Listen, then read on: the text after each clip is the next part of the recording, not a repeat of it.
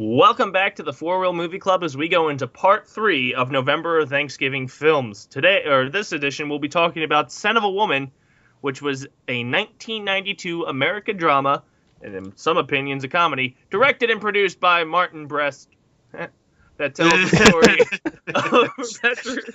story as a student has taken on a job to assist an blind medical retired army officer who's a dick.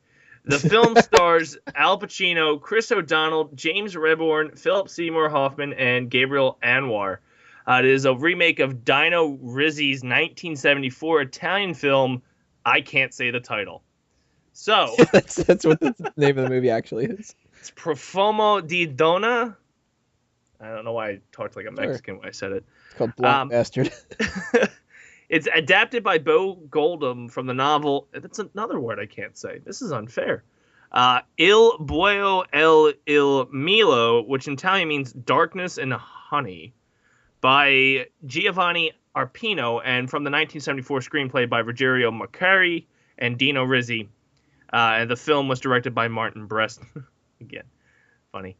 Pacino also went on to win an Academy Award for Best Actor in his performance for this film.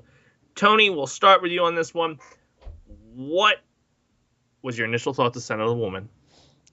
There are two movies on this list that we did that I own, and one of them is Son of a Woman. That's a movie that I bought pretty much like right after I had seen it. And that was when I was maybe 15 at the time or so, which it shouldn't speak much to a 15-year-old, but I really like this movie. It's not a movie I can just pop on at any time, not like a Terminator 2 or something where I could just, I feel like watching a movie, let's just throw Son of a Woman on. It's too heavy for that, but it's definitely a movie that I would recommend to people for the dramatic side of the thing, plus the fact that Pacino's so fucking funny in it. I like this movie a lot. Paden, what were your initial thoughts on the movie? I avoided this movie for a long time, not on purpose. It was just something I never really felt like checking out. Like, I always heard it was a fantastic movie, won all this awards. I obviously could not avoid that, but it was just not a movie I came around to for one reason or another. This was a reason to finally get into it, and this is another case of Stand By Me, which I never saw that movie before and watched it for the show, and am very, very happy I did, because this movie was amazing on every level. Al Pacino, I think it's the best role of his career. He nails it. The movie has an excellent tone of, like you said, it's both dramatic and funny. It swaps between these, and the pacing is just perfect. It's an excellent movie. With this film, as we can tell, and I think it's unanimous, that Al Pacino he was one of the best castings that they did, and he won an award for it. When it comes to the other castings, such as a very young Chris O'Donnell as Charlie Sims, and really the co-star here in the movie, and a young Philip Seymour Hoffman, which, did not realize, I didn't know he was in it, so it kind of caught me off guard when I saw him. How do you guys feel about the casting, and Payne, I'll go back to you on this one, for the film, with pretty much all the minor stars and the co-star Chris O'Donnell? Well, I'm going to pull back to what I said in the previous section about how I don't know who people are. Mm-hmm. And again, I had no idea who any of these people were. Philip Seymour Hoffman, I recognized him only because he died last year. That's awful. Like, if we had done this before that, I honestly would have had no idea who the fuck he was. And that's terrible, because I know he's an accomplished actor, and he was great in this. He was great. But like I said, I don't know actors. It's just not my thing. So I can't speak. I think everyone did a good job. I especially liked the principal, or whatever the hell his name was. Mr. Trask? Yeah. Also who passed away, I think, last year. He was in Independence Day as one of the advisors. He was very good for that role, just like a stuck-up, uppity suit guy. Yeah. Chris O'Donnell, of course, played Robin, so he went on a downhill spiral after that. So he pretty much played the same role. Yeah, pretty much. Coward. Tony, what were your thoughts on the casting for this film? It's really interesting watching this movie over different time periods, because when I had originally seen it, I had no idea who Gabrielle Anwar is, or was. And then when I eventually started watching the TV show Burn Notice, I was just like, damn it, she looks familiar. So, head over to IMDb and I'm like, fuck, she was the chick from Son of a Woman. Okay. And in Burn Notice, she plays this, ex-military tough chick, even though she's like frail as hell. And seeing her in this movie where she's the prim and proper one in a dress instead of tank top and cut off jeans and whatever, that was like, wow, she could play these two different parts perfectly fine. And never would have thought about that. So, kudos to her. Definitely kudos to Philip Seymour Hoffman, because he is such a prick constantly in this movie. And he's got one of the best lines in the whole thing that really sells the idea of him just being this irreparable asshole, which he might have been in real life, because he pulls this off so well that it's like, I gotta believe that he's pulling it from somewhere. And that's the courtroom scene at the end when he is trying to avoid talking, and he goes, I mean, why don't you just ask Charlie? Yeah. That is so fucking perfect when it comes to like exactly what that type of a guy would do. So if that was his choice, awesome. If it was written in there as that, he pulled it off amazingly. Chris O'Donnell is annoying, and I have seen him in NCIS LA, and I've seen him in the 2 Batman films that he was in and whatever. And I know that this is not his regular speaking voice, but man, the thing annoying about him in this film is how he talks like he has shit in his mouth the entire time. He's always just like, I want to go home for Christmas. Come on, Colonel, just put your gun down. Put the gun down, huh? Just put your gun down. And it's like, I want Al Pacino to shoot the fucker at some point. But that's kind of what his role is in this. I mean, he's that pissing out little fucking kid that has no balls to himself and whatever. So, he pulled that off well too. And it's good that they have these minor people that are able to play these different characters off somebody like a Pacino, because if he would have just been by himself, his act would have gotten really tiresome. But when you see him in scenes with like the car salesman, who is so stereotypical of that type of a character, and that he's able to like charm his way through that, then you get to know his character better from how he reacts to those guys. Because him alone, fuck him. You don't want to see any kind of retribution for a character like that. So it rests on the minor characters, and the actors do well.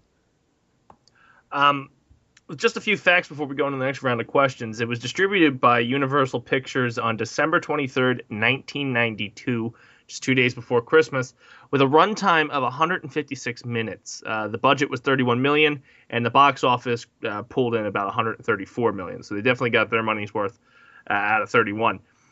But the one interesting fact is the runtime 156, which is a pretty long movie.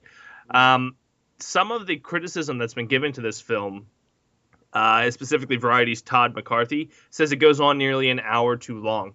And they just feel that there's too much given to it. Tony, I'll ask you this first. Do you feel that the runtime was entirely too long for this movie, that they could have probably given the same message in a shorter amount of time? Yeah, they could have. The movie doesn't really get started until they leave. Mm-hmm. And the whole setup with Charlie, you need some kind of setup, but it's not strong enough to justify how long they spend on it. And then at the same time, the movie slows down once they get back. It's really, the whole trip is the good chunk of the movie. And then, you know what it reminds me of? It reminds me of Full Metal Jacket, where everybody's got so much praise for the beginning of it, and then nobody remembers anything about the war. And I think pretty much everybody, if you're praising this movie, you're praising from the moment that he meets Al Pacino to the moment the court scenes start. All the other kind of stuff is a little bit extraneous, outside of a couple gems here and there. Like, the saving point of the beginning of the film is the one line from Philip Seymour Hoffman's character to set him up, where he's like, you going home to fucking Idaho? I mean, fucking Oregon. So, yeah, there's little things peppered in throughout, but they could have trimmed down a lot, I think. And maybe not an hour. That's a little drastic. Mm-hmm. But they could have maybe taken about 20 minutes out, and it probably would have been better. Payne, what were your thoughts on the runtime? It was a little long. I'm a person who doesn't necessarily mind longer movies, especially if I'm able to watch them in parts. If I'm not in a theater or something like that, I can handle it easily. Um, I think they could have cut it shorter and it would have gotten the same message. Do I think it would have been better? I don't think so. I think they got just the right time to get everything they wanted across.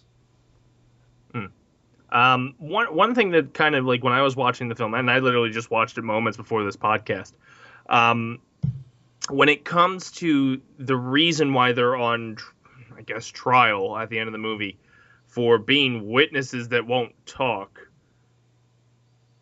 the whole expulsion thing.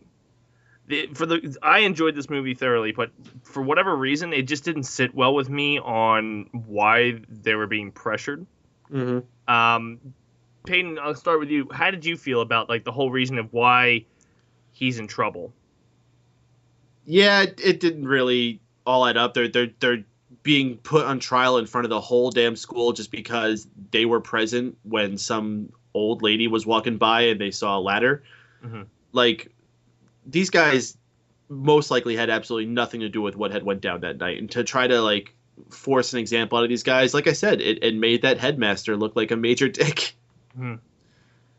Tony, what were your thoughts on the reasoning behind the trial? Very weak. And maybe the reasoning behind cutting the movie short isn't the best way to go about it. Maybe it's just it needed one more rewrite.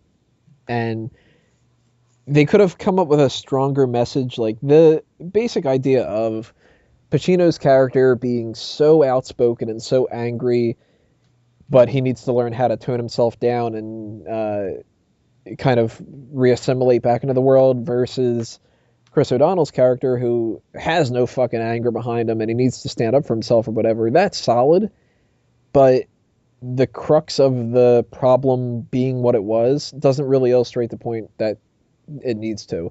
They could have done something, and I can't really speak to what a better alternative would have been without sitting down and thinking about it for 20 minutes or something, but maybe the circumstances of the situation would have been better if it would have been more than just a simple prank. Like maybe they were not hacking in, but maybe they did something when it comes to their grades, and that is more of a reason for expulsion. Maybe there's something with like the scholarship is hit a little bit more. I don't know. There's something that is a disconnect, and I think that they took this idea that they had on an outline of like Charlie needs to either talk or not, and then they were like, we'll figure it out, and they kind of just rushed it and whatever. So they could have definitely done something better.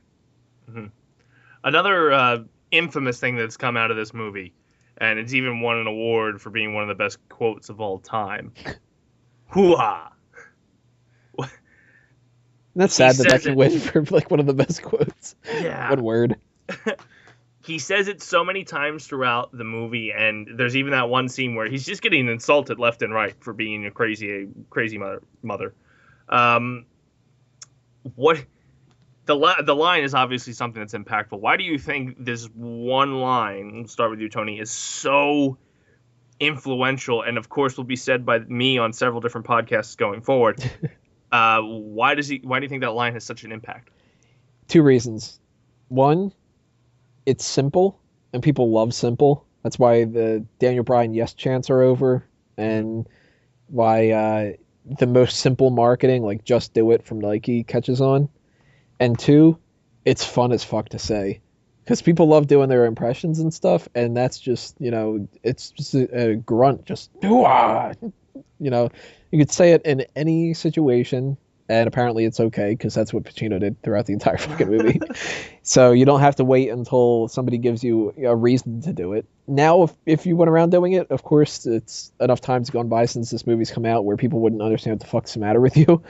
But, for the people that do know this movie, you could say hoo-ah whenever, and they're just going to go and laugh and probably continue doing it. And I am worried about the podcasts that are coming up in the future where somebody else says a hoo-ah back to you, Dace, where it's just hoo-ah, hoo-ah, hoo-ah, back and forth over and over again. But I'm known for my one-syllable outbursts. That's what I've banked my career on. Paden, what are your thoughts on the ooh-ah? I think it's been incredibly overblown. He only says it like, what, 7 times in the whole fucking movie? He doesn't even say it that much. You know what he does more? He does that, hit! Yeah, He does that way, way more. It's fun to say. I think that's why it's caught on, but by no means do I see it as like a defining line for. I mean, with all the actual like in-depth quotes about freaking life and struggle and all that he makes, we're really gonna say hoo-ah is the big takeaway from it. No, that was my takeaway. But I'm also, like I said, one-syllable Dace. That's what they call me. What we're going to do is we're going to wrap up now with The Scent of Woman. So, of course, we're going to get our final thoughts and then rank from 1 to 10. We'll start with you, Tony. I love the Thanksgiving dinner scene. That was great. It's great to see somebody rip into him instead of having him rip into everybody else. The women's speech, awesome. That's a great quotable thing. Just tits, big ones, little ones, nipples staring at you like secret searchlights. Fucking, it really showcases what kind of a pervert he is. Another great line that he's got in the film that really speaks volumes is, "I'm no fucking good and I've never been." That kind of hits you hard. But the hardest hit thing out of the entire film for me is probably the Oak Room scene. And how glib he is about committing suicide. He's just, I'm gonna fucking blow my brains out. Like, oh, these roles are fucking great. Like, if you know anybody who is really legitimately suicidal, it's different than when they're the over the top, like, I'm gonna kill myself, I'm gonna do it kind of a thing. But that is also what makes the gun scene so powerful, because the difference between the two of them is what happens in real life. He doesn't want to kill himself in that scene. So that's why it's a whole big, just get out of here. Fuck you. I'll kill you then. Pacino plays both those scenes perfectly well. And when you combine them together with the Thanksgiving dinner scene, even though I'm not picking a favorite scene here, because, it's 3, but that's the best thing I can say about this movie is you give him those 3 anchor points and he really showcases you why somebody in this position would want to kill themselves and how they get out of it.